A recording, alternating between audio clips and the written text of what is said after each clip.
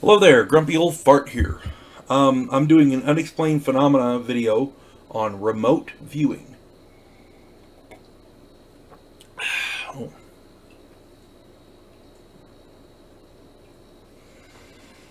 Love that cup. Love that cup of coffee. Good cup of coffee. Okay. For those of you who don't know what remote viewing is essentially people enter a certain state. There are techniques that get you into a certain state of mind. And you take a piece of paper and a pencil or a pen or whatever, and you start drawing pictures. And these pictures, the idea is you concentrate on a target and then you draw these pictures, and these pictures will either tell you where it is, what it's doing, information about that target. Remote viewing is the practice of seeking impressions about a distant or unseen target using the subconscious. It used to be believed that only powerful psychics could do this, but evidently that it has been discovered that pretty much anyone can do it. I have never done it. I've never tried to do it, so I can't say yay or nay about it. Early practitioners of this called it, let me see if I can get this right, telesthesia. Telesthesia. Telesthesia. I didn't name it. That's what they called it. Sorry, cats. The U.S. military, back in the 1960s through the early 2000s, had an extensive program utilizing remote viewing, and it was titled Project Stargate. They had some degree of success with it. They were finding downed airplanes, and they were essentially seeing what foreign scientists were working on, that kind of thing. And from rooms here, thousands of miles away, kind of thing. They made some films about it, more or less based on it.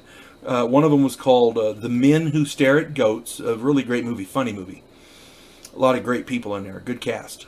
And another film called Suspect Zero. I have not seen that one, but apparently it was influenced by this as well. Some of the more famous remote viewers include a man named Edgar Casey. Edgar Casey is very, very big in paranormal talk radio. He's dead now, but people still talk about him. Joseph McMoneagle, McMoneagle. Pat Price and Courtney Brown. I've not heard of these other three people. Most of the scientific community basically believes that remote viewing is hogwash. They don't put any stock in it whatsoever. However, one cannot ignore the proven successes reported by military and government remote viewers. Like I said, there was a remote viewer who found a downed plane that was hundreds of miles off course. They had no idea where it was, and this person found that plane. There's other reports said something about a scientist working on a new chemical formula or something, and they were able to glean it remotely.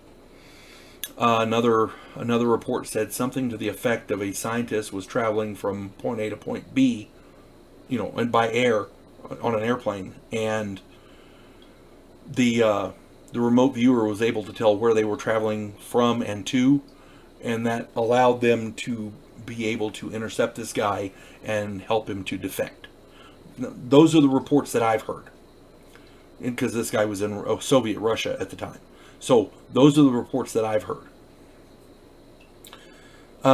It is because of the downed airplane, as I understand it. There were some people who would have died if that plane hadn't been found. So there are people alive today due to remote viewing. So you really can't discount it because of the successes they've had. It may not make a lot of sense to a lot of people, and I understand completely, but you cannot argue with success. If it works, there's got to be something to it. That's all I'm saying. You folks have a good day. God bless one and all.